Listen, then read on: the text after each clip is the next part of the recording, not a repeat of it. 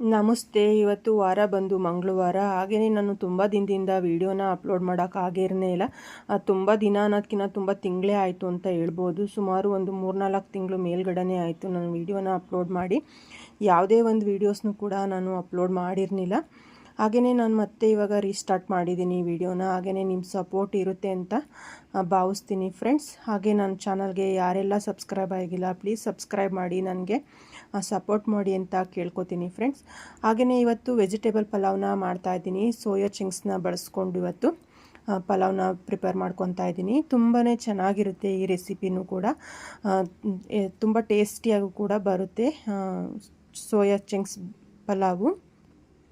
ಹಾಗೆಯೇ ನನಗೆ ತುಂಬ ದಿನದಿಂದ ವಾಯ್ಸ್ ಓವರ್ನ ಕೊಡೋದು ಮರ್ತೋಗಿದೆ. ಹಾಗೆಯೇ ಸ್ವಲ್ಪ ನರ್ವಸ್ ಆಗ್ತಾ ಇದೆ. ಹಾಗೆ ತಿಂಡಿ ಕೂಡ ರೆಡಿ ಆಯಿತು. ಹಾಗೆ ಲೇಖನೊಂದು ಲಂಚ್ ಬಾಕ್ಸ್ಗೂ ಕೂಡ ಹಾಕ್ತಾಯಿದ್ದೀನಿ. ಇಲ್ಲಿಗೆ ನನ್ನ ಪುಟ್ಟ ಮಿನಿ ಬ್ಲಾಗ್ನ ಮುಗಿಸ್ತಾ ಇದ್ದೀನಿ.